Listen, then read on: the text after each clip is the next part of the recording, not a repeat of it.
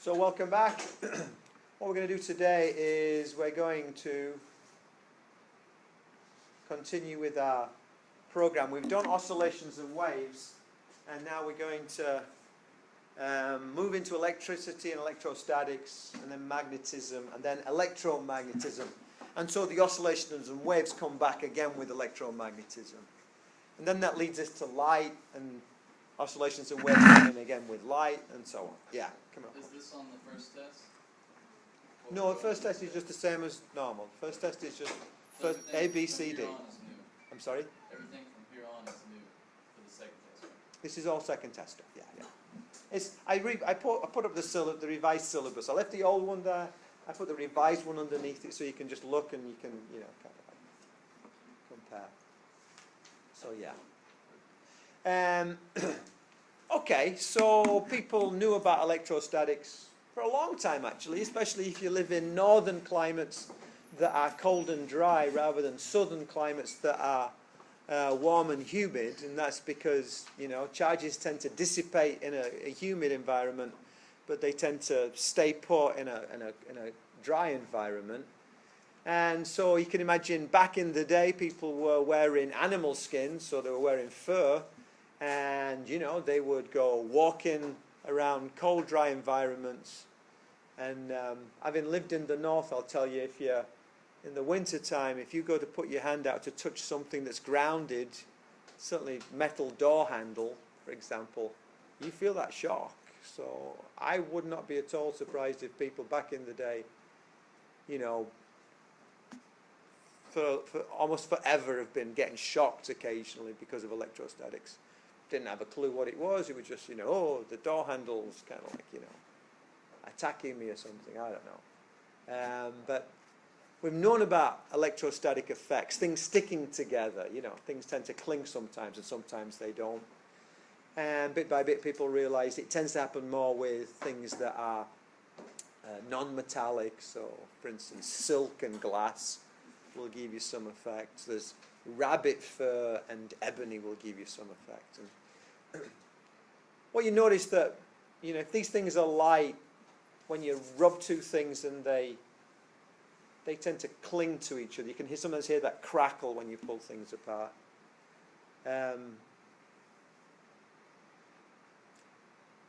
So there seems like an attraction, but if I was to take a rod with a glass rod with silk and another glass rod with silk, and then hold the two pieces of silk together, they would not be attracted to each other.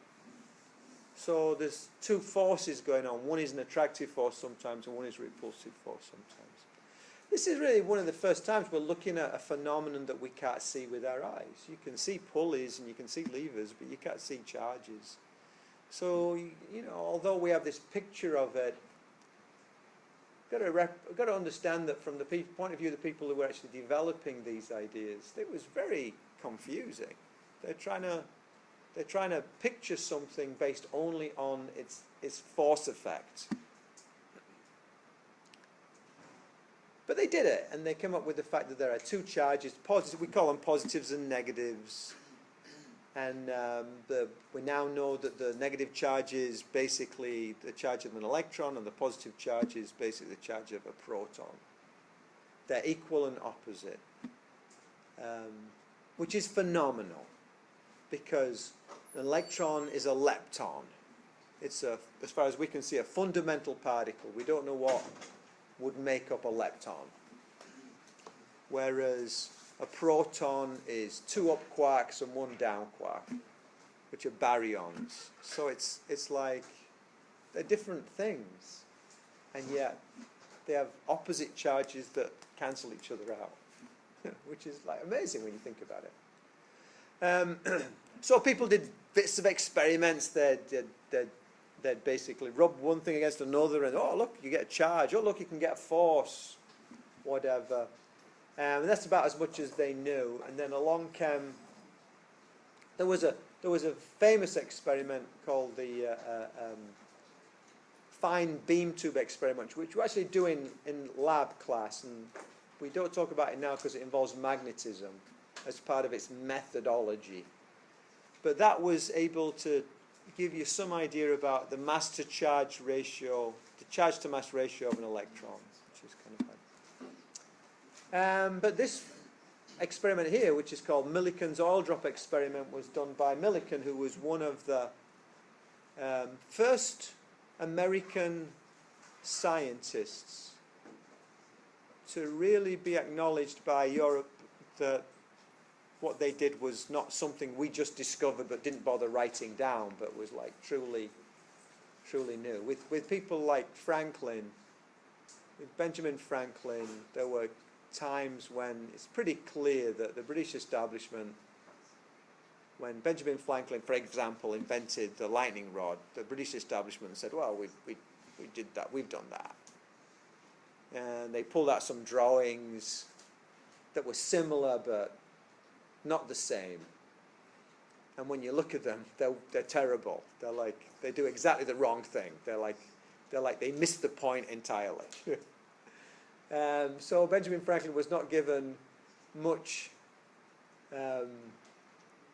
credit in Britain. In fact, the only thing I remember being taught about Benjamin Franklin was he was some idiot who flew a kite in a lightning storm, or says he did. There was always this implication of it. Oh, he says he did, because everybody who tried it after him got electrocuted. So he says he did it, you know.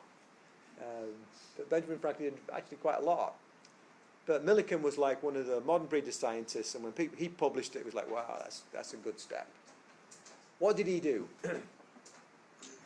He basically determined the smallest amount of charge that was possible. And philosophically, that's kind of interesting. If you take sand and you grind it, you make finer grained sand. And if you grind it, you make finer, say, it becomes like a powder, and you keep on grinding it and grinding it. It gets finer and finer and finer. And one could argue that why should there be a smallest piece of sand? Why can't you take the finest sand and keep on grinding it and break it up? When can you stop breaking something up? And the Greeks struggle with this, and they come up with this idea that there is a smallest particle of something called the atom. And not all the Greeks agreed with it. Some said, no, there's earth, air, fire, and water, and you know. But the atomistic view was developed in ancient Greece. So people had thought about this for a while. Why should there be a smallest bit? Because otherwise you keep on making things, you know, at some point you've got to have a building block. The idea of this is basic quantization. And when that, especially after that idea became re-established with people like Dalton, who did chemistry, and basically saw there were ratios of reactants. And the only way you can justify that is by having building blocks of reactants. So the atomistic view came back in with Dalton. Especially after that, people started saying, well, is there atomistic views? Is there a basic quanta of stuff in other places? And there is in charge, and he found it. And it's a very clever experiment. He took sewing machine oil, not oil like you might use in your car engine. It's way too thick. Very, very liquidy sewing machine oil, not much viscosity. And he basically had a perfume bottle. So you have a bottle of a liquid with a straw in it, and you blow air over the top, usually using a little squeezy thing. And it just, by Bernoulli's effect, it draws up the fluid and blows it out as atoms, a stream of atoms. Well, we say atoms, little fine droplets of oil, not individual atoms, but groups of atoms of oil, but very small. Because of friction, we now know that some of those atoms some of those oil droplets with the electrons on the surface of the atoms, they may well have rubbed up against the side of the tube of the sprayer, and an electron could have been dragged off, in which case that oil droplet would have been positively charged, or maybe 5 electrons got dragged off. And later on, maybe an oil droplet came through, and some of those electrons jumped onto that oil droplet. So that one was negatively charged. So just by friction, you'll get some charging of the oil droplets in a haphazard way. Sometimes positive, sometimes negative, sometimes a lot, sometimes a little. To make the effect even more noticeable, he used a small ionizing radioactive source, ionizing because it knocks electrons off things. And so again, you had another source of ionization. So in this cloud of oil droplets, some of them had atoms that were charged, and some of them, some of the atoms of some of the droplets were charged, and some of them were not. Because the oil droplets are so small, they behave really nicely, actually. They're affected by gravity. They want to settle, but they quickly reach their terminal velocity. If you may have learned in fundamental physics, or you may have learned in physics 1, the terminal speed is dependent upon the actual mass of the object for a given density of stuff. And so, for instance, if I take an animal like a mouse and I throw it off a building, it'll just walk away. But if I take an animal like a person and throw them off a building, then they'll break a leg. It's like, because the terminal speed for the person is much higher than the terminal speed for the mouse. Well, if you have small oil droplets, the terminal speed is relatively low. They reach it relatively quickly. So rather than accelerating through the hole in the floor, they coast through the hole in the floor. Now, that's nice because it makes it mathematically much more simpler to analyze. So you get this upper chamber which has this oil vapor in with air, and then you have this hole in the ceiling of the lower chamber, so oil droplets fall through, and they just coast down. You want to see them, so you have a light source and you have a little telescope, and you look inside, and you can see these little spots on a black background. You see these little spots, and they're just steadily falling.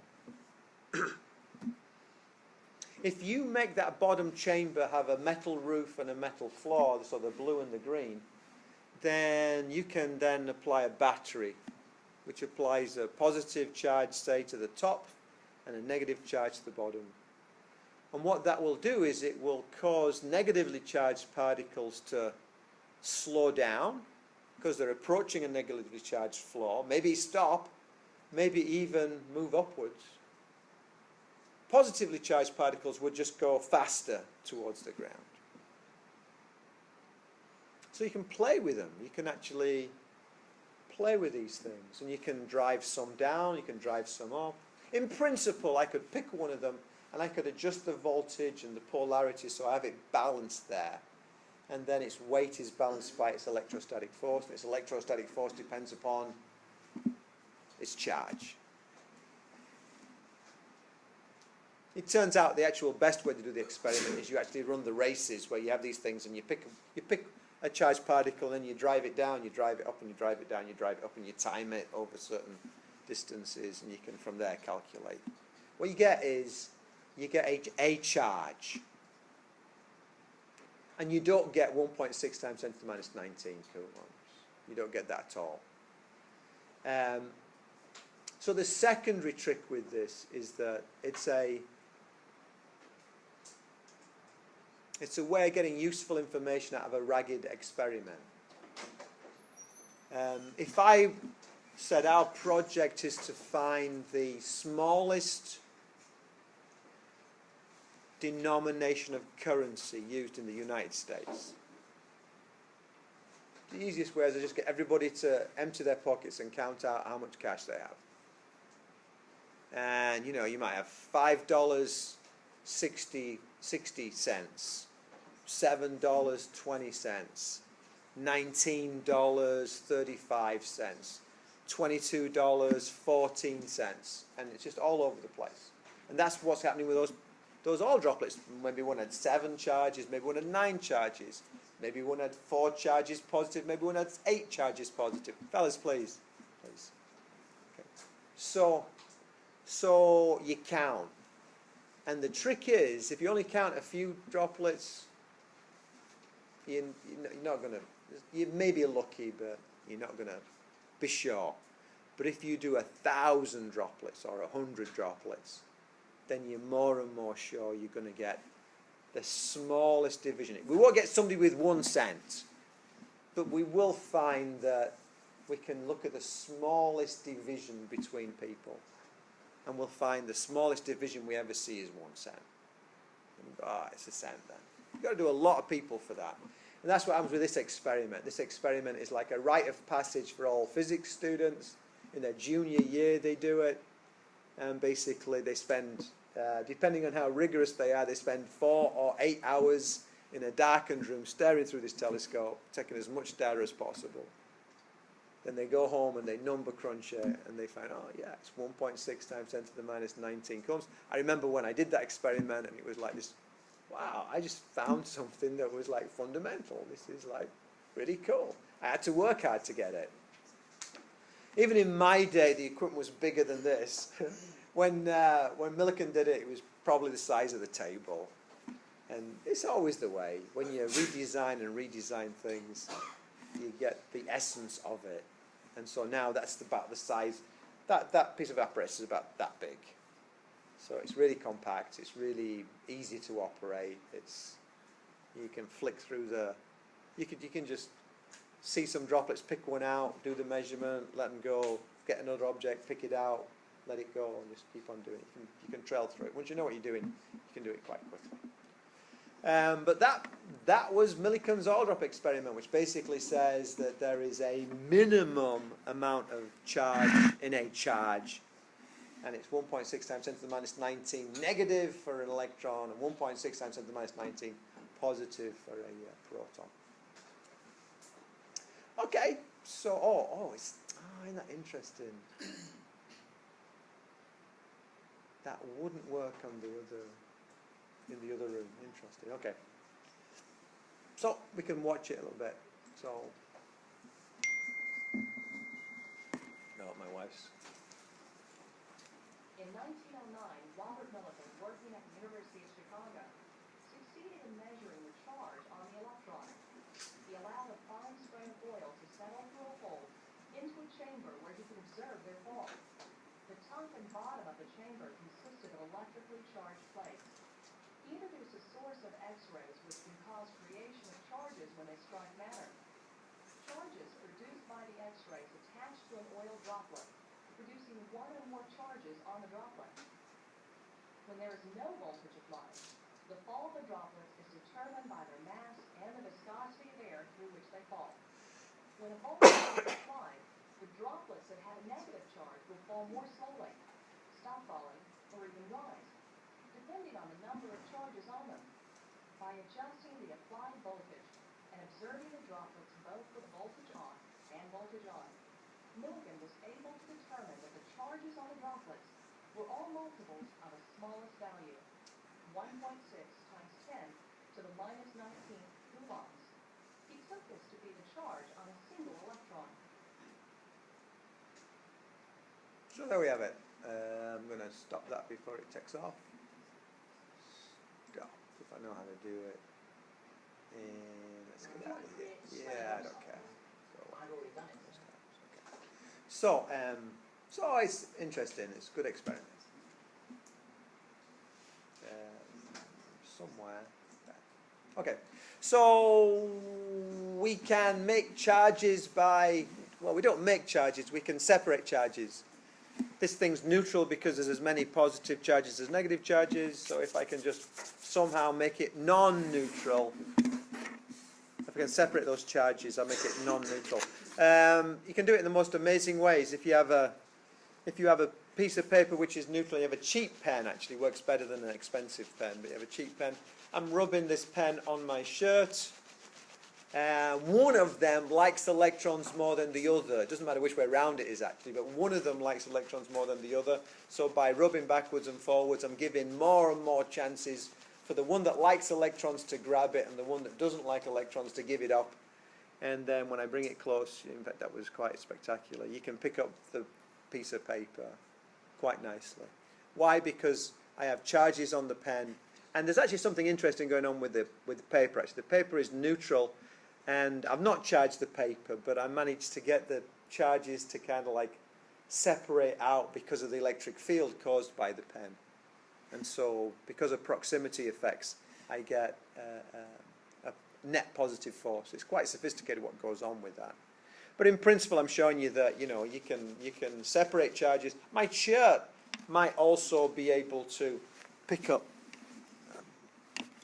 But it didn't do it very well. But my shirt also has charges left behind. If you like. Problem is I can't see any of this taking place. So you end up with this really wacky situation where you have. Imagine you go to the kitchen, you undo the margarine tray. You take a knife, you keep your eyes closed, you scoop out some margarine, you get a slice of bread and you butter the slice of bread, and you can't look. You can't look.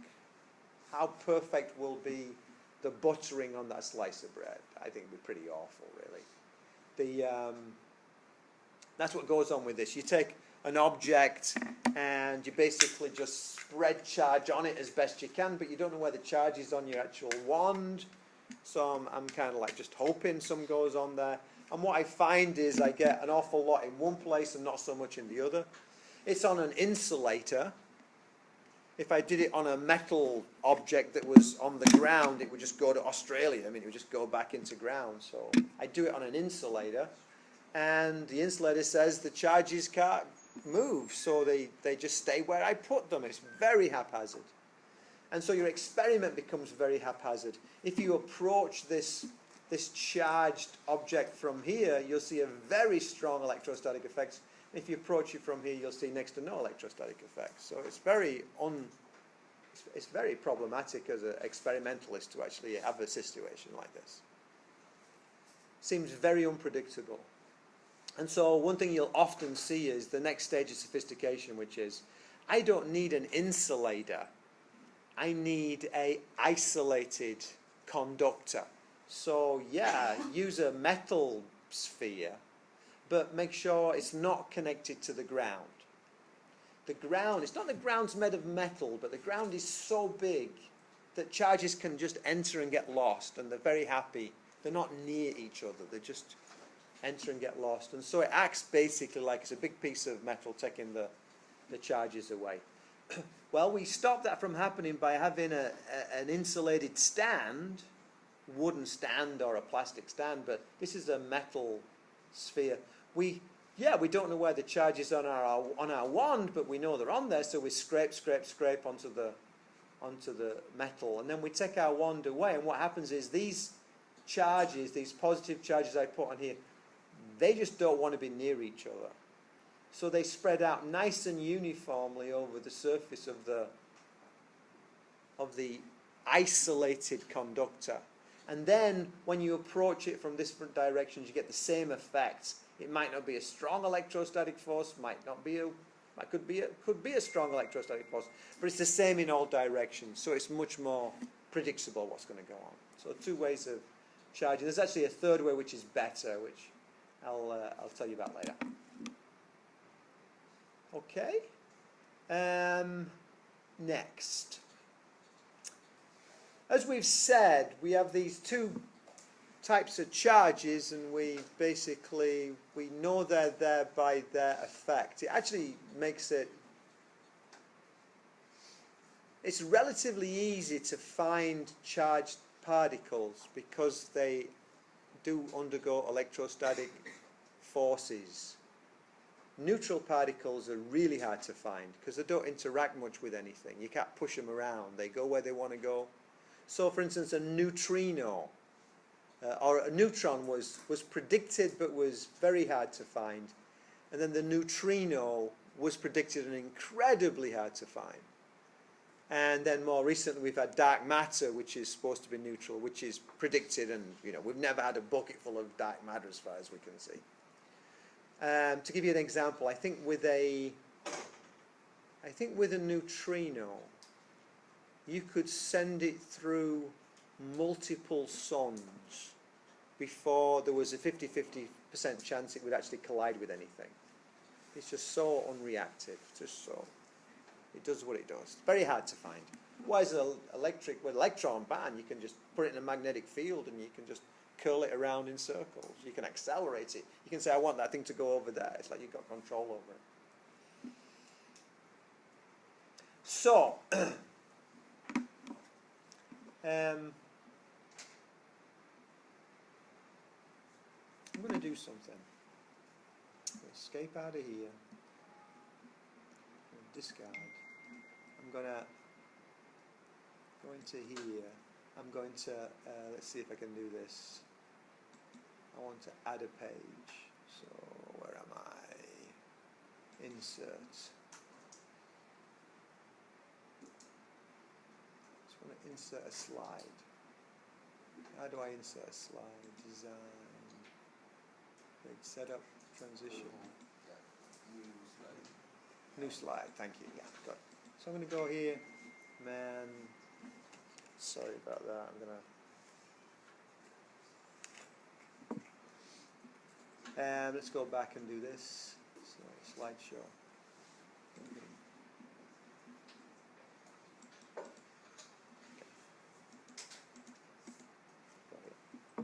I want to show you something because I think this is really useful if you can get it. So back in the day, we did about gravitational forces. And what we said was, you know, gravitational force is my weight.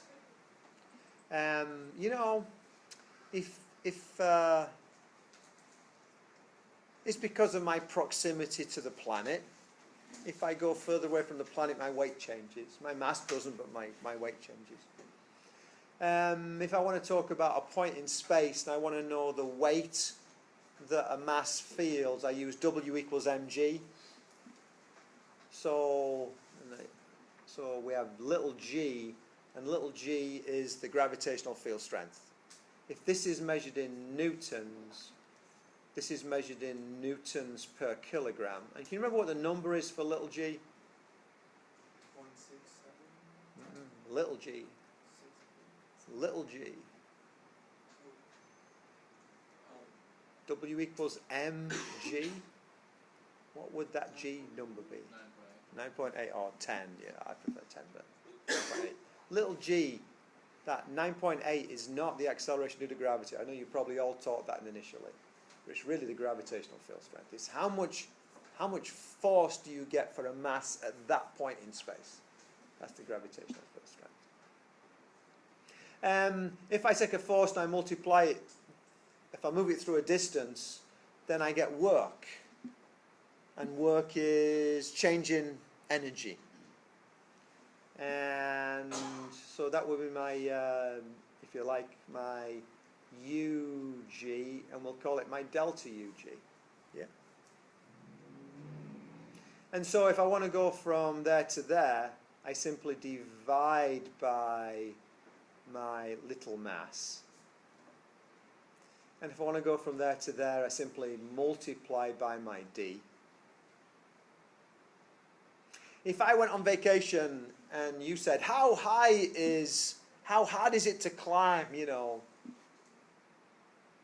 Mount Snowdon, and I said to you, well, it took me 75,000 joules. Unless you knew our relative sizes, it wouldn't really be much use to you. Because for all you know, I might be 10 times bigger than you, or 10 times smaller than you. So really, what really would be useful is if I told you how many joules each kilogram took, and then you could multiply yourself by your own number of kilograms. So we could invent this thing, and it would be my gravitational potential. And again, I get to this by dividing by mass. And guess what? I go from there to there by multiplying by D. And this would be in joules, and this would be in joules per kilogram. Now, in Physics 1, we did a lot of this, and we used this a lot, and we did an awful lot of that, but we never talked about this much. And the reason we never talked about that much was because we weren't going from planet to planet to planet, so pretty much we stuck by Earth, and so we just, enough is enough kind of thing.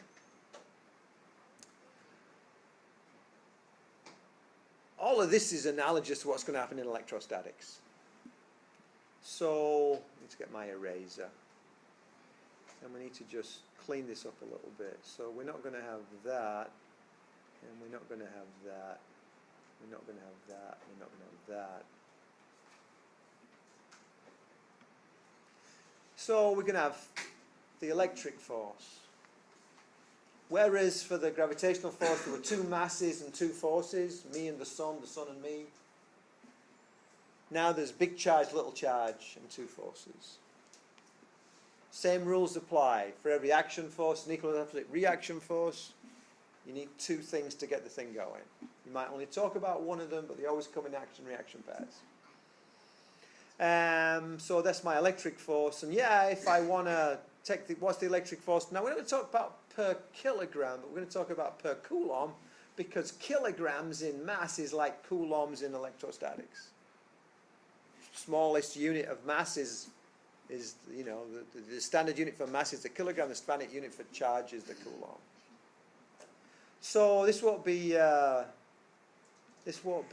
per kilogram. This will be per coulomb, and we need to give it a name. We'll call it electric field. E, if you like, EE for electric field.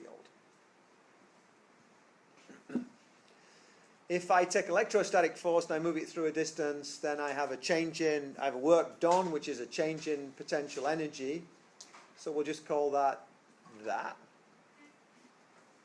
And if I want to know the amount of change in potential energy for each coulomb of charge, I have that. What do we call these things? This is electric force. Yeah, okay. This is electric field. This is change in electric potential energy. And this is change in electric potential. And that's unfortunate, because, you know, if I just forget to say potential energy, if I forget to say the energy, I've not just forgotten a word, I've changed what I'm looking at. It's a different thing. They're related, but it's a different thing. So you've got to be much more careful about language with this. It's not like a different name. It's just potential versus potential energy. But the same pattern applies. If I want to go from electric force to electric field, then basically divide by the charge. If I want to go from change in potential energy to the change in electrical potential, divide by charge. If I want to go from the electric force to the change in potential energy, multiply by something to do with separation or distance or something. And same goes going from electric field to electric potential. If you like, these bottom two are the abstract things because they're per charge. That should be per coulomb. Because they're per charge, and the top things are kind of what you'd measure more directly.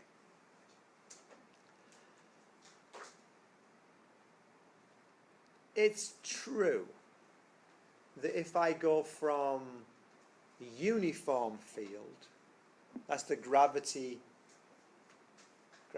field within a room, which is nice and parallel and uniform,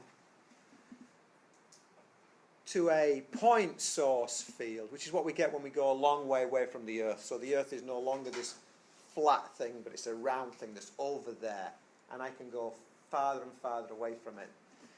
When I go into that situation, I've got to start integrating, because my forces, if I go from there to there to there, my forces, my weights get less and less because there's an inverse square law relating it. So I can't just take that force and divide and multiply it by that distance to get the work done. That gets me the wrong answer. I got to integrate. So I'd say, you know, work is equal to the integral of f dx. Remember that? It's the same thing's going to happen up here with electrostatics. So sometimes we'll deal with uniform fields, in which case we can just multiply things out, and sometimes we'll deal with point source fields. Point source charges, in which case we're going to have to integrate things. The disadvantage you have compared with me is that I touched on this probably 3 times before I got to this class. Simple to begin with, and then a bit more complicated, and then a bit more complicated. Over a period of about 5 years, you do it a little bit, and then you do it a bit more, and then you do it a bit more. And so I was taught the uniform field stuff first. And then when they say, oh, let's make it a bit more interesting, we're only going to deal with, point sources of charge now. And it became, now we're using calculus on it. But, and you've got it all mixed in together. And the book tends to teach it using point sources and then generalized to uniform. And I'm just not sure whether that's such a good idea, because I see sometimes people get a uniform field wrong when it's a pretty straightforward question.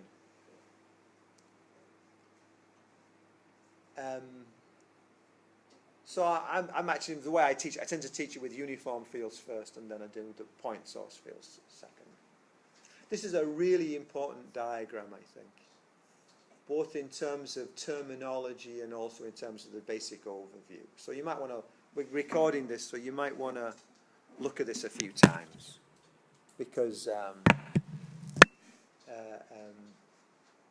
there's an awful lot of information in principle on this thing. It's very easy in this section of the course to get lost in the forest. Everything's like something else to remember. You don't see the big picture. And this is kind of like the big picture. So terminology. Be clear that you know the difference between electric force and electric field. And the units really help. Newtons versus newtons per coulomb. There's the difference. And make sure you know change in potential energy versus change in potential. When you go and buy a 9-volt battery at the store, what they're saying is we're giving you 9 joules for every coulomb of charge that flows. So we talk in terms of electrostatic potential or electric potential a lot. We're very used to it. We don't tend to link it back to what it is. It's how much energy you get per coulomb of charge that flows out of that battery. So there's new language to assimilate, there's new relationships to assimilate, there's new equations to assimilate.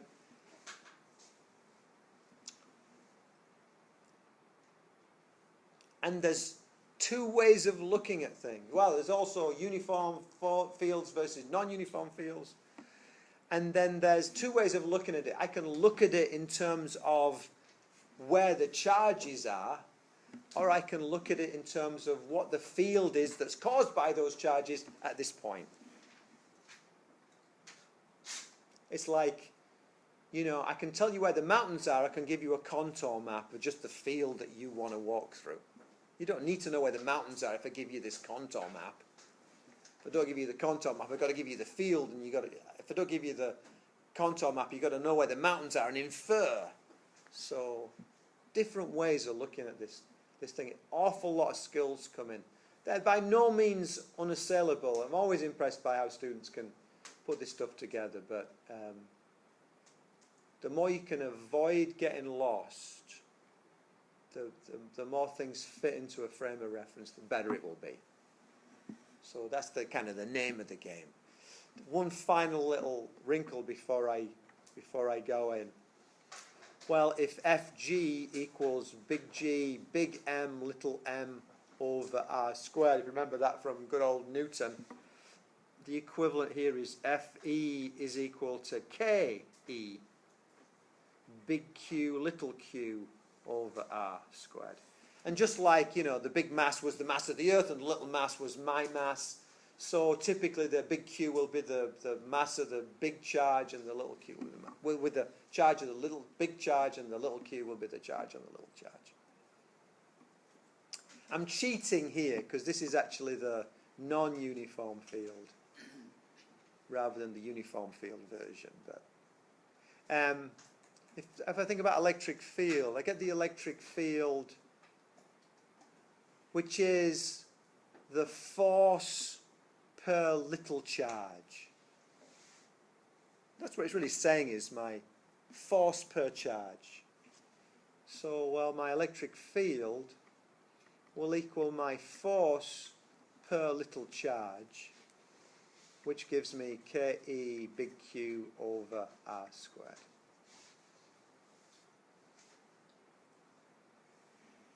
If I go over here, I'm going to cheat a bit here, but I want to multiply this force by some kind of distance.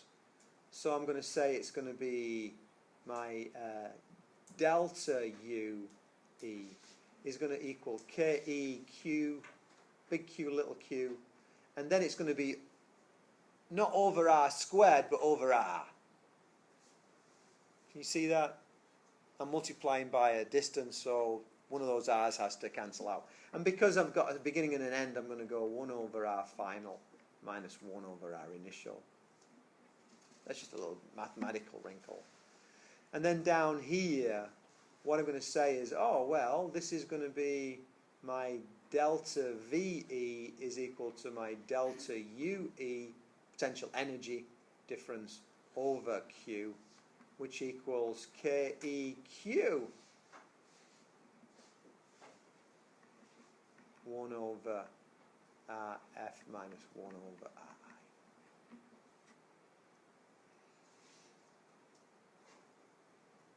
Can you see how all these equations look somewhat similar? But they're all kind of different. Force and field are inverse square relationships. If I double my separation, I get a quarter the effect. Change in potential energy and change in potential inverse relationships. If I double my separation, I get half the effect. Is that a big Q? This one down here? Yeah. Doesn't matter, but yeah, it's a big Q, yeah. It's just nomenclature, but yeah, it's a big Q. My implication is it's a big Q.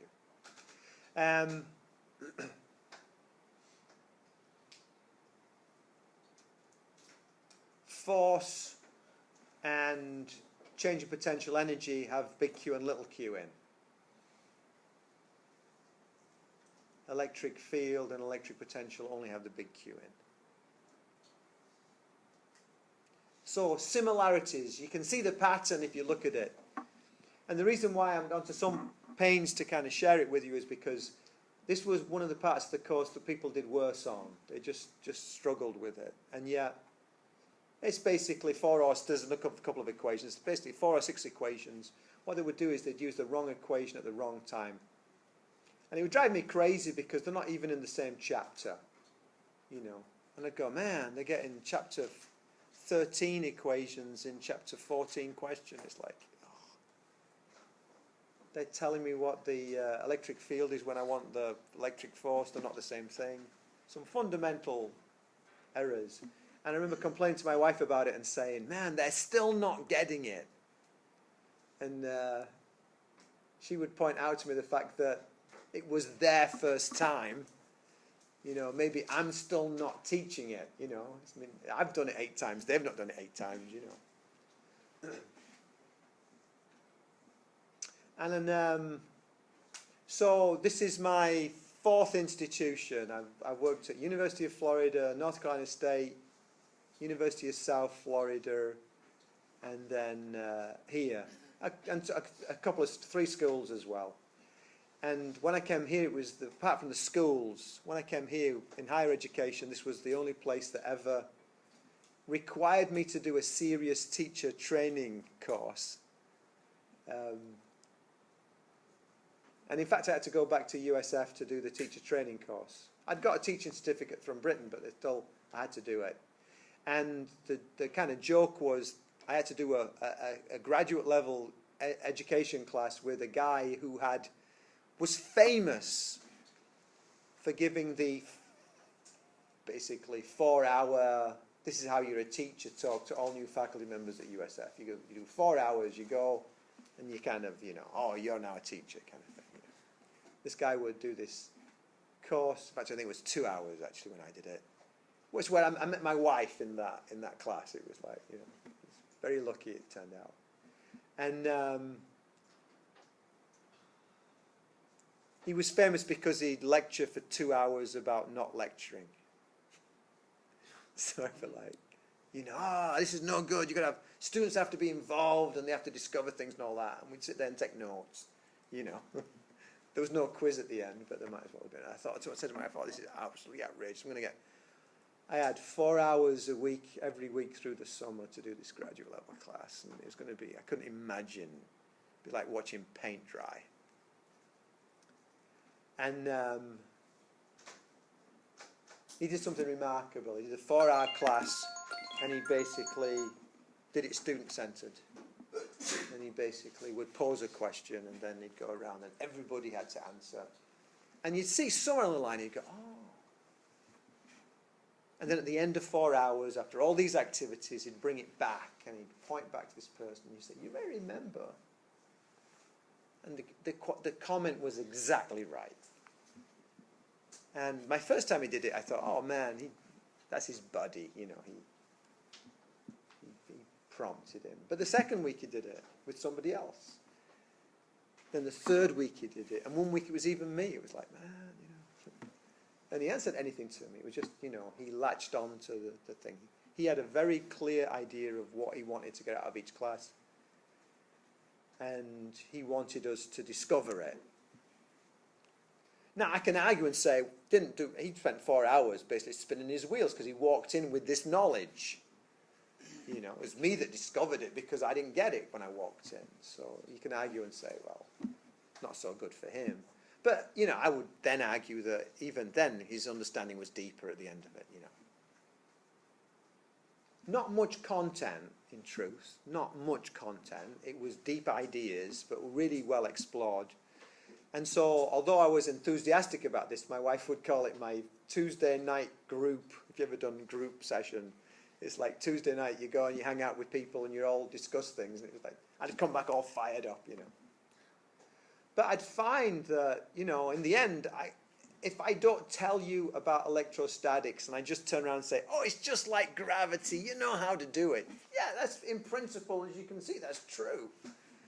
But, man, I wouldn't like to have to discover that on my own, you know. So it is important we go over the content. So I got a lot more content to get through than he does. And so I talked to him, and he's a very approachable guy. And I talked to him and said, I know you got a different set of issues. This is one of the things that burned me was the fact that we'd get onto critical thinking. And I've been at so many teachers' workshops where they talk about critical thinking, and then one of the hallmarks of critical thinking is problem solving. And every time what happens is that one of my colleagues will turn around and say, well, our book is full of problems, you know, we have like 1,000 problems in here. So we do critical thinking. And they put that. And, you know, I don't think that's what they mean by problem solving, you know. I think what they mean by problem solving is something that you've never seen before, where you've been inventive and, you know, you're using other knowledge to put together and solve this problem, not something you practice 10 times for homework, you know. So I decided to fess up to this professor and said, you know, when we talk about problem solving, I don't think that really is critical thinking. He goes, yeah, I think so too. I think it's a bit of a cop-out, actually. So I said, so how do you know if critical thinking is taking place? And he said, I think the hallmark of critical thinking is when people compare and contrast. And for me, it was like a light bulb going off, because I'd just been having these conversations with my wife about the fact that people were getting equations completely mixed up. And then I realized it was because they are in different chapters. It's not that, oh my word, they're getting confused and they're in different chapters. It's that they're getting them confused because they're in different chapters, because they look close enough that you wouldn't necessarily spot the difference between them, and yet they are different. And so we never in the book compare and contrast them. And I think it's essential that you compare and contrast them. So just, you know, just notice these things. The fact that these two inverse squares is really significant compared with the fact that these two are just inverses. And the fact that these two have Q1 and big Q and little q in, that these two have big Q and little q in, and these two don't. They only have big Q in. You're not going to get them confused when you separate them like that. You're going to say, well, no, this has only got big Q in it. And you'll never make those mistakes if you compare and contrast. And so that's the plea today. That's like, you know, get those things compared. So new language to learn. Go back and look at some of your old gravitational stuff. Remember, everything here is there for a reason. So electric potential is really useful. We don't just do it because we can. So embrace it rather than trying to fend it off. And it's, you know, my aim is to try and train you well enough that when the questions come up, you're well able to handle them. So, cool. Let's take a break. So let's